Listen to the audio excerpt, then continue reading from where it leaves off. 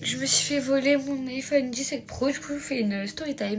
D'abord descendu de mes émotions, je vous fais la vidéo quand même à chaud parce que je fais cette vidéo aussi pour de prévention. Aussi pour dénoncer ce genre de comportement parce que c'est pas normal, voilà. Du coup je vous explique. Donc il se trouve que hier du coup j'étais sur l'île avec une copine à moi, donc Maëva qui est ma meilleure amie.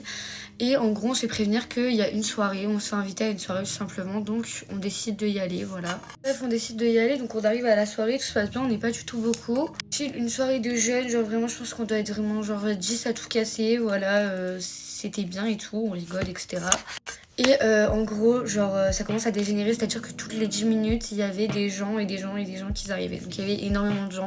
C'est-à-dire qu'on est passé genre de 10 personnes à 70 personnes comme ça, ok? Ces fameuses personnes qui sont arrivées, je vais pas mettre d'étiquette sur les gens, je vais pas parler de à quoi ils ressemblaient ou quoi, parce que j'ai pas envie de mettre d'étiquette sur certaines personnes. Mais juste, il y a des gens qui sont arrivés avec des ballons, de la drogue, voilà. Je vais pas expliquer tout en détail parce que je pense qu'il y a des gens qui n'ont pas envie de se faire afficher parce que même moi j'ai pas envie de tout raconter. En gros, juste un moment, moi j'étais du côté, donc là où il y avait une table, genre un buffet, et où il y avait du coup des trucs à manger. Du coup, moi j'étais clairement en train de tout grailler, voilà. Et je sors mon téléphone parce que je me dis que la soirée est en train tout simplement de dégénérer. Voilà, tout le monde était défoncé, des mineurs défoncés dans une maison, littéralement. Je me dis, voilà, il n'y avait pas de. En fait, juste c'est un chill dans ma tête, juste d'appeler la police et de dire à ma copine de partir de cette soirée parce que je commence à avoir peur. Et donc, ce que je fais, du coup, je sors mon téléphone de mon sac et du coup, il y a un mec qui vient, qui vient et prend mon téléphone, il part en courant. Voilà. Donc voilà, il prend mon téléphone, il se taille littéralement en courant. Donc moi ce que je fais c'est que genre j'appelle à l'aide. Donc je dis à tout le monde genre s'il vous plaît aidez-moi et tout, genre s'il vous plaît quoi. Je crie les gars, genre vraiment je plaide la folie, personne ne m'aide, sachant qu'il y avait beaucoup de gens que je connaissais à cette soirée. Donc merci pour la solidarité, je vous kiffe. Voilà, personne ne m'aide, je cours dans la rue, presque jusqu'au métro du coup. On peut dire genre je cours 2 minutes, je m'arrête pas et il y a un des mecs, puisqu'ils étaient 3, il vient derrière, il me fait un croche-pied en gros pour que je tombe, il me donne un coup de pied, il me laisse tomber du coup à terre. Et il essaie de prendre mon sac, voilà, de force. Du coup il a pas réussi à prendre mon sac parce que je l'ai tenu. Mais après quand j'ai récupéré mon sac, il y avait plus mon portefeuille avec mon argent et ma carte de transport. Moi je retourne à la soirée, littéralement tout le monde est défoncé. Moi j'ai plus de téléphone, voilà, alors que ça fait 3 semaines que j'avais mon téléphone. J'ai pris dans mes économies dedans, mes parents ils ont travaillé pour ça, voilà, je suis pas une gosse de riche qui peut avoir un téléphone comme ça en claquant des doigts. Je l'ai fait parce que je l'ai mérité et que j'en avais besoin. Et des gens comme ça, ils le veulent genre. Bref, donc au final on a porté plainte, donc la plainte elle a été déposée. Et avant que ça crie et tout dans les commentaires ou que ça commence à critiquer, voilà, on est des jeunes, des adolescents, des soirées où il n'y a pas de parents sur les lieux, ça se passe tout le temps. Moi mes parents avaient l'adresse, on revenait nous chercher, c'était censé être carré, ça a dégénéré. C'est des choses qui arrivent. C'est pas une question de parents inconscients ou quoi, parce que la mère de la fille, elle a laissé la maison pour la soirée pour être tranquille, elle était à 5 minutes de chez elle. Vraiment 5 minutes, et elle devait envoyer un message toutes les heures à sa mère. Sachant que la personne qui a fait la soirée s'est aussi fait voler son téléphone et elle s'est fait saccager toute sa maison. Donc voilà, c'était juste pour vous raconter cette histoire et pour vous prévenir de faire vraiment très attention où vous allez. Très attention aux gens, tout simplement, ne pas faire confiance. Même moi, par exemple, je m'ai pas fait confiance, je me suis fait voler. Donc faites attention à vos affaires. Et voilà, j'espère que je fais même pas cette vidéo parce que je vais même pas gagner de l'argent grâce à cette vidéo, je vous le dis. C'est vraiment une vidéo de prévention et si quelqu'un veut m'acheter un nouveau téléphone, franchement, n'hésitez pas. Parce que là, je me retrouve avec un téléphone qui n'est pas à moi. En plus, je vais devoir le rendre. Il est tout cassé. Voilà, donc merci de m'avoir écouté et voilà. Petite story time d'une autre fois où j'ai appris que mon ex me trompait. Vu tout le mal qu'il m'a fait, je pense que je peux rentabiliser au moins avec la monétisation TikTok. Bon, c'est parti. Donc, faut que sachiez que entre moi et mon ex, les vacances, c'était un sujet compliqué, sachant que la seule fois où je l'ai laissé partir en vacances, il est parti à Lloret Delmar et je vous laisse deviner la suite. Donc, je voulais plus le laisser partir en vacances, mais bon, fut un temps où, à un moment donné, bref, je sais plus comment m'exprimer. Mais bref, il m'a dit en gros, c'est soit je pars en vacances, soit je te tège. Donc, moi, j'ai dit quoi? J'ai dit, ok, vas-y. Et monsieur était censé partir avec des amis qui étaient en couple, qui étaient sages, qui, voilà, en gros, c'était vraiment moi, ceux que je considérais comme ses amis le plus sages. Donc moi j'étais un petit peu confiante, je me dis bon laisse-le partir dans son bled paumé, c'était à côté d'Osgore là-bas, laisse-le partir dans son bled paumé, il est avec ses potes sains, donc vas-y, donc toute la semaine se passe bien jusqu'au samedi soir évidemment. Donc voilà, tout se passe bien pendant toute la semaine, monsieur me rassure, etc. Jusqu'au samedi soir, comme je vous ai dit, où je n'ai pas eu de nouvelles de 22h jusqu'à 15h. On se demande pourquoi. Monsieur m'avait dit quoi? Oui, excuse-moi, je pose mon téléphone 2 minutes, je vais faire un jeu de société avec les garçons. Tu m'étonnes, un jeu de boules plutôt, je pense. Donc voilà, j'ai plus de nouvelles. Je suis à 2 doigts d'appeler le camping pour savoir s'ils sont là, tellement je suis en mode. Je m'arrache la tête. En fait, je suis vraiment en mode espèce de gros connard. Donc bref, suite à ça, s'ensuit. Enfin, en gros, on s'embrouille. Moi, du coup, vu qu'il m'avait pas répondu de toute la soirée, j'avais décidé de me venger le lendemain et j'étais partie à Biquet. Pour ceux qui connaissent pas Biquet, c'est un truc. C'est une espèce de soirée au bord de la plage qui est en journée. Et lui, en fait, il m'avait interdit d'aller à Biquet. Sauf que moi, vu que je sentais qu'il était parti en boîte et que moi, je l'avais interdit de partir en boîte, moi, tu me fais pas un truc que je vais pas te faire derrière. Je sais très bien, j'ai l'intuition, je te connais par cœur, je sais très bien que t'es parti en boîte, donc moi, j'ai fait la même. Sauf que lui, il me l'a caché et moi aussi, je lui ai caché parce que je peux pas dévoiler mes cartes maintenant, t'as vu, je savais très bien qu'il allait retourner la situation. Jusqu'au jour où, en fait, avant de partir à une soirée chez ses amis, en fait, le mec, il découvre qu'en fait, je suis allée à Biquet. Donc, le mec me tape une crise à 2 doigts de me quitter. Voilà, le mec était à 2 doigts de me quitter en mode, ouais, vas-y, je peux pas te faire confiance.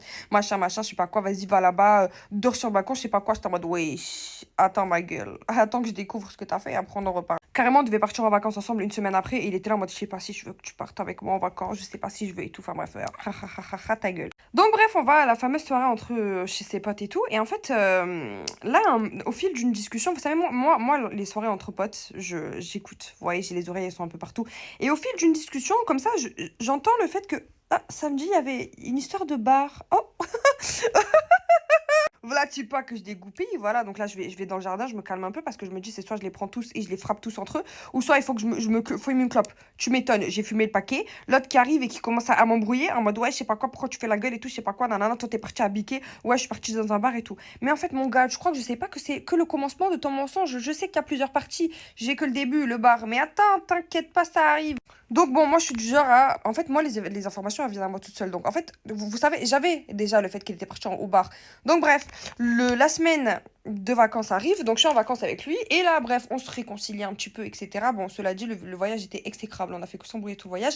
Mais bon, vas-y, je décide de flex un peu. Donc je décide de faire des TikTok avec lui. Des TikTok mignons. Hashtag partir avec sa moitié. Tu m'étonnes, ça, il y a 2 heures, tu étais en train de pleurer sur le sol de la salle de bain parce que monsieur, il te traitait comme de la merde. Bref. Donc je décide de faire mes petits TikTok, etc. etc. Donc voilà, le TikTok marche bien. Il perce, hein, forcément, de BG sur la même vidéo. Vu qu'il était que BG, de toute façon, le reste, ça suivait pas. Mais bon, on était bien à la caméra. Voilà, ça a percé. Je reçois un message d'un mec qui me dit, ouais, ton mec, il s'appelle pas comme ça. Si, il s'appelle comme ça. Il était pas en vacances là, de telle date à telle date. Et là, j'ai commencé à comprendre. J'ai dit, ah, ben enfin, l'information, elle est là. Qu'est-ce qui se passe? Ouais, ça fait combien de temps que vous êtes en couple, etc. Écoute, ça fait 3 ans, on est ensemble. Machin et tout. Et là, le mec, d'un coup, ah, mais non, en fait, je me suis trompée de personne, désolée. Hop, je suis bloquée. Je me dis, ah, d'accord. Parce que, toi, je sais, toi.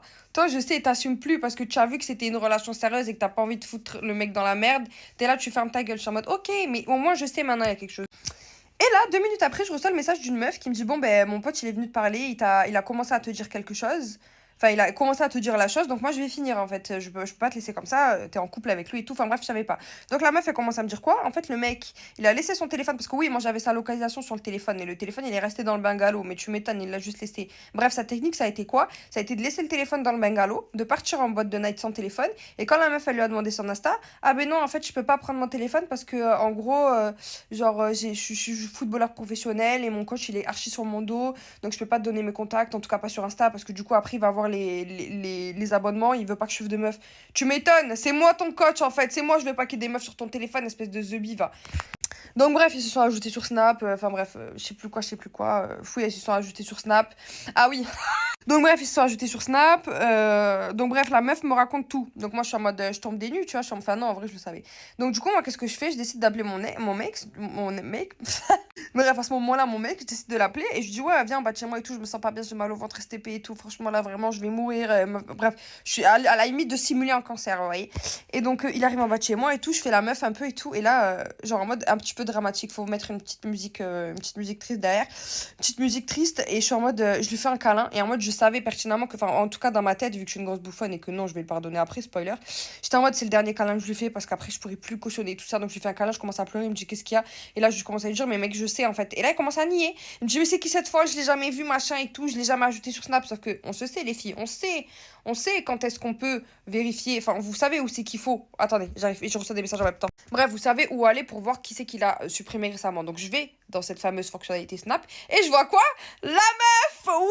Ouais, mais non, mais c'est parce qu'en fait, j'ai ramené son pote et vu que son pote il avait plus de batterie, du coup j'ai pris son snap à elle pour qu'il me dise quand ils étaient bien rentrés. Mais ferme ta gueule! Et en plus, il a fait quoi? Il lui a collé des autocollants sur les ins, enfin, genre en mode là.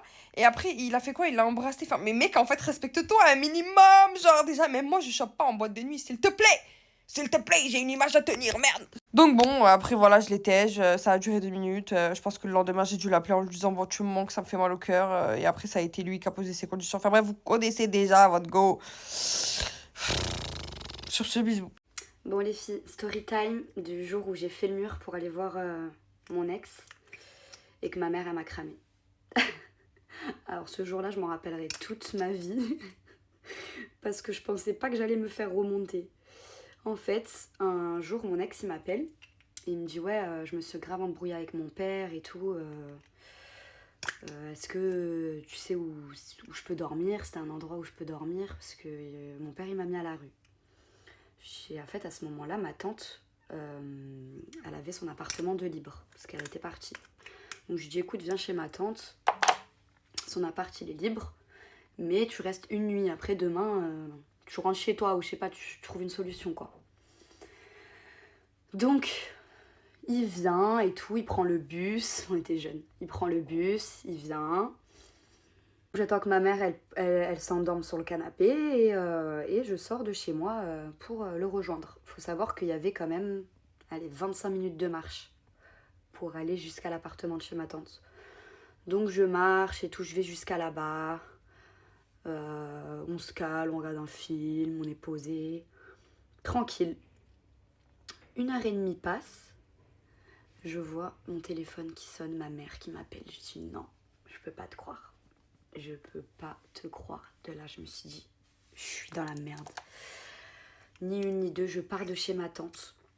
Je réponds pas à ma mère. Je pars de chez ma tante en courant. Je cours. Je m'arrêtais pas de courir. J'ai cru que j'allais mourir ce jour-là tellement que je courais. On aurait dit, il y avait les Condés qui me coursaient derrière. Je cours. Je m'arrêtais pas. Et quand je voyais que j'étais approximativement vers chez ma copine, je la rappelle. Et entre-temps, elle faisait que de m'harceler. Hein. Elle m'appelait, mais je répondais pas. Donc quand je vois que je suis à peu près vers chez ma copine à 10 minutes de chez moi, je la rappelle en essayant de pas être essoufflée. Elle me dit, t'es où et tout? Je suis dans la voiture, je te cherche partout. Elle était dans la rue en train de faire des rondes avec la voiture. La BAC. T'es où et tout, je te cherche partout avec la voiture. Je lui dis, ouais, non, j'étais chez ma copine. Elle était pas bien, je suis partie la voir. Mais je rentre et tout. Elle me dit, je suis au rond-point, là, je te vois pas, là. Et donc de là, je la vois. Je la croise au rond-point. Donc, je monte dans la voiture. Je savais que j'allais passer vraiment un sale quart d'heure. Mais elle me croit. On rentre, vas-y, elle faisait la gueule et tout. Elle m'engueulait et tout, mais vas-y, tranquille, elle me croit, toi. Donc le lendemain, je l'entends, elle se réveille et tout, elle emmène mon cousin au sport. Et de là, quand elle rentre, j'entends qu'elle monte à fond les escaliers. Je me dis, oulala, mauvais présage. Elle me dit, ils sont où les clés de chez ta tante? Parce que c'est nous qui avions les clés de la maison de chez ma tante pour y aller si jamais il y a un problème. Elle me dit, elles sont où les clés de chez ta tante? Je les trouve pas là sur le meuble. Je lui dis, bah je sais pas, cherche, je sais pas moi. C'est pas moi je les ai, j'en sais rien, j'ai pas vu quoi. Elle dit rien. De là, lui, je l'appelle. Je savais que ma mère elle allait débarquer chez ma tante. Je lui dis, vite, prépare tes affaires. Range un peu, prépare tes affaires et barre-toi de l'appartement, ma mère elle va venir. Il me dit comment ça et tout en panique. Je lui dis je le sais, elle va venir, elle a cramé qu'il n'y a plus les clés de chez ma tante. Donc il m'écoute, ni une ni deux, il se prépare, il fait ses affaires. Il n'a pas eu le temps de sortir de l'appartement que ma mère elle rentre dans l'appartement. Elle toque. Elle savait qu'il y avait quelqu'un, elle le sentait, elle a compris tout de suite. Elle était pas bête ma mère. Par contre vraiment, c'était vraiment une femme que j'ai jamais pu berner. Donc elle rentre dans l'appartement. Et il lui ouvre l'appartement quoi. il était trop gêné. Et donc là, elle rentre. Elle l'incendie. Qu'est-ce que tu fous chez ma sœur, toi? Comment ça se fait que t'es là? Elle le connaissait pas, je l'avais jamais présenté. Qu'est-ce que tu fous là? À qui t'as demandé? Et ma mère, en plus, elle est trop sans filtre, genre, quand elle parle. Surtout quand elle est énervée, putain, elle peut de mal te parler, tu vois. Et donc lui, trop mal à l'aise. Miskin, genre, il savait plus où se foutre. Elle lui dit, je te dépose chez tes parents, je vais aller dire 2 mois à ton père, je te dépose chez tes parents. Donc du coup, ils font tout le trajet jusqu'à chez lui en voiture. C'était au moins 30 minutes en voiture, elle l'a déposé jusqu'à chez lui. Et elle est partie dire à son père, en gros, votre fils, il était chez ma sœur, j'étais pas au courant et tout. En mode, je veux pas que ça se reproduise, quoi. Genre, garde ton fils, quoi. J'étais trop mal à l'aise. Et au final, bon, lui, c'est un garçon, donc il s'est pas trop fait engueuler, mais moi, j'avais trop honte. Et du coup, je peux te dire que je l'ai plus jamais rendu de ce service-là. J'ai dit, écoute, mon pote, si demain t'as un problème avec ton daron, gère ça autrement, mais c'est pas moi qui me demande plus. Mais ce jour-là, je me suis dit, waouh, vraiment, ma mère, je peux vraiment pas la berner. Elle était en train de dormir dans le canapé. Ah oui, parce que ce que je vous ai pas dit, le petit détail, c'est que moi, j'avais mis des oreillers sous ma couette. Ça veut dire qu'elle est rentrée dans ma chambre et qu'elle a regardé sous ma couette. Parce que moi, j'avais mis des oreillers sous ma couette. Elle a cramé que j'étais pas dans mon lit. Elle l'a senti. Alors que je vous jure, quand je suis partie, elle dormait. C'est là que je me suis dit, ah ouais, elle, en fait, tu peux pas la berner, j'ai compris. Elle est née, elle est née avant moi. Elle connaît tous les vices, en fait. Et donc voilà, les filles. C'est ce jour-là, je m'en rappellerai toute ma vie. Maintenant, j'en rigole, bien évidemment, mais sur le moment, je peux vous dire que j'étais stressée. Et puis voilà. Attendez, je vous montre quand j'ai fait mon make-up. Voilà, les filles. I'm ready. On dirait un petit peu une tenue des années 2000. Avec la coiffure et tout, et j'aime beaucoup. Bisous.